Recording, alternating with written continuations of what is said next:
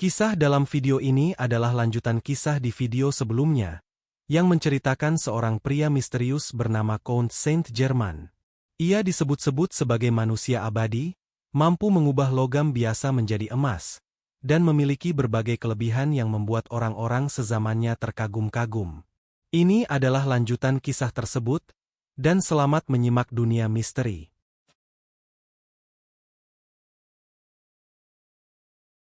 Pada 27 Februari 1784, Count Saint-Germain sedang berada di kastilnya di Ekenform, ketika ia disebut menderita pneumonia dan meninggal dunia. Kematiannya disaksikan secara langsung oleh dokter yang merawatnya.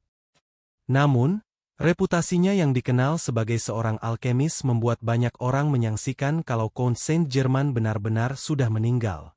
Lebih dari itu, di Ekenform tidak pernah ditemukan satupun batu nisan bertuliskan namanya, bahkan sampai sekarang. Banyak orang yang yakin kalau waktu itu sebenarnya Count Saint-Germain belum meninggal. Pasalnya, 1 tahun kemudian, pada 1785, dokumen resmi Freemasonry menyebut bahwa cabang mereka di Prancis telah memilih seseorang sebagai perwakilan mereka di sebuah konvensi yang diadakan tahun itu, dan orang tersebut dikenal dengan nama Cagliostro. Yang menarik, orang ini juga dipercaya sebagai alkemis dan hidup abadi. Apakah Cagliostro adalah Count Saint-Germain? Mungkin iya, meski juga bisa tidak. Yang jelas, pada tahun 1789, Count Saint-Germain kembali muncul sebagai dirinya sendiri, kali ini di Rusia. Dia datang ke istana Rusia, dan disambut oleh sang ratu. Pada tahun itu pula, Comtesse d'Adhémar, penulis dan pejabat pengadilan Prancis, mengaku berjumpa dengan Count Saint-Germain dan bercakap-cakap sangat lama di gereja Récollets. Pada Comtesse, waktu itu Count Saint-Germain memberikan ramalannya bahwa Ratu Marie Antoinette akan tewas mengenaskan, dan keluarga kerajaan akan hancur berantakan. Belakangan, ramalan itu benar-benar menjadi kenyataan.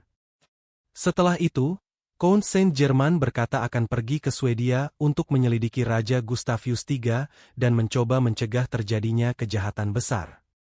Menurut Comtesse d'Adhémar, wajah dan penampilan Count Saint-Germain waktu itu terlihat seperti orang yang baru berusia 30 tahun lebih. Padahal 5 tahun sebelumnya ia sudah dinyatakan meninggal di Jerman karena pneumonia. Lalu pada tahun 1790, Franz Graeffer, seorang temannya yang berkebangsaan Austria, mengaku menerima sebuah surat dari Count Saint-Germain, berbunyi, "Besok malam aku akan pergi lagi.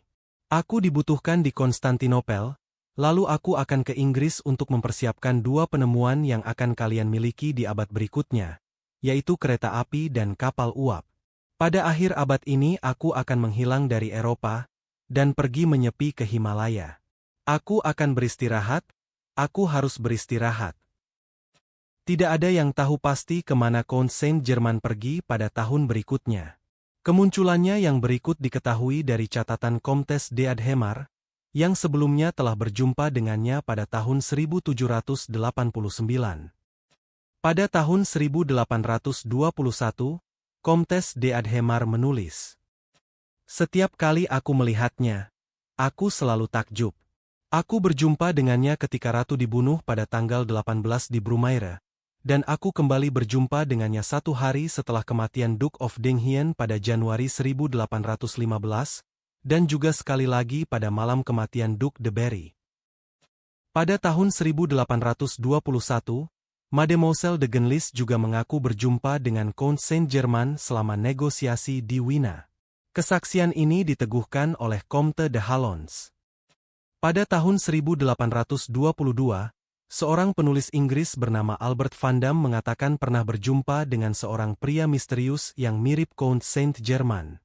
Albert Van Dam menuturkan, ia menyebut dirinya Mayor Fraser. Ia hidup sendirian, dan kaya raya. Ia juga memiliki pengetahuan luas mengenai Eropa, dan dalam beberapa kesempatan berkata kalau ia mengenal Nero, dan telah berbicara dengan Dante.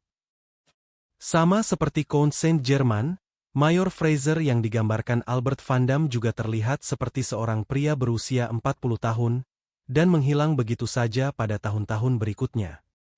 Menariknya, pada tahun 1820, seseorang bernama Mayor Fraser menerbitkan sebuah buku yang menceritakan perjalanannya ke Himalaya, tempat ia berhasil mencapai Gangotri, yaitu sumber paling suci dari Sungai Gangga, dan mandi di sana.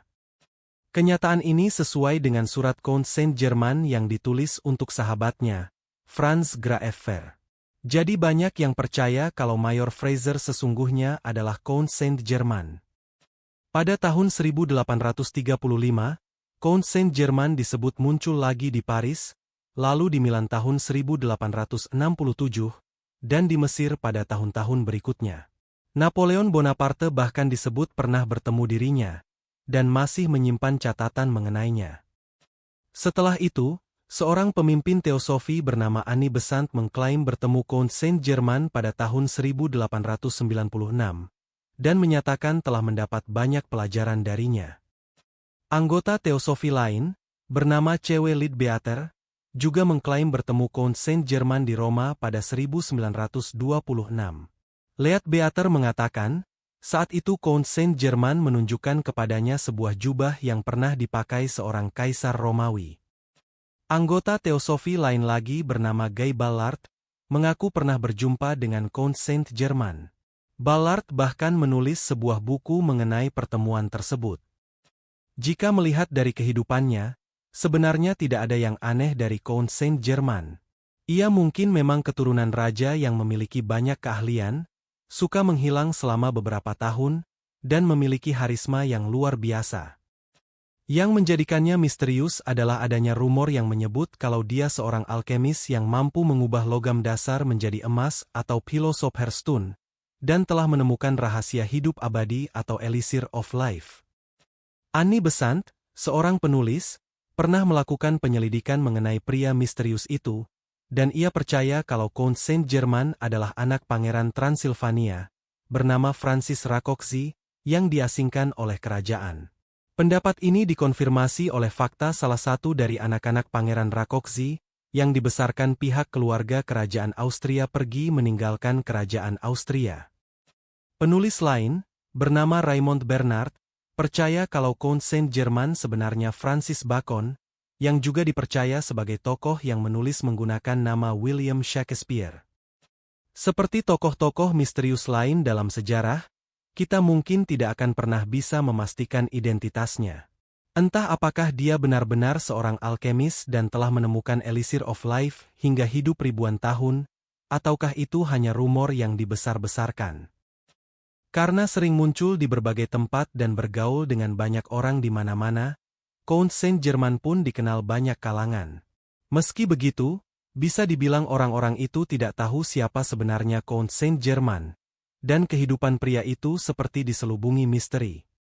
Pernah suatu hari, Count Saint-Germain berkata pada teman-temannya, "Siapa di antara kalian yang pernah melihat saya makan?" Tidak ada satupun yang menjawab. Mereka memang sering melihat Count Saint-Germain duduk di meja makan bersama teman-temannya, namun mereka mengakui kalau dia tidak pernah menyentuh makanan yang tersaji. Orang-orang di sekelilingnya semakin yakin kalau Count Saint-Germain telah menemukan rahasia Elixir of Life atau ramuan hidup abadi, sebagaimana yang sering mereka dengar sebelumnya. Kepada mereka, Count Saint-Germain mengatakan telah berumur ratusan tahun, dan pernah tinggal di masa Kaldea kuno serta mengetahui rahasia para master dari Mesir. Dalam kesempatan lain, Count Saint-Germain sedang duduk mengelilingi meja bersama teman-temannya, sambil menceritakan sejarah dunia ratusan tahun lampau. Untuk sesaat ia terdiam, lalu menoleh pada pelayannya sambil bertanya, "Apakah ada yang saya lewatkan?" Tanpa diduga, pelayan itu menjawab, "Tuan, Anda lupa kalau saya baru tinggal bersama Anda selama 500 tahun, sehingga saya tidak hadir pada saat peristiwa itu. Mungkin pendahulu saya yang mengetahuinya." Jadi, siapakah sebenarnya Count Saint-Germain? Dan apakah ia masih hidup sampai sekarang? Jangan lupa like, komen, share dan subscribe, agar tidak ketinggalan kisah-kisah misteri lain di channel ini. Sampai jumpa di kisah berikutnya.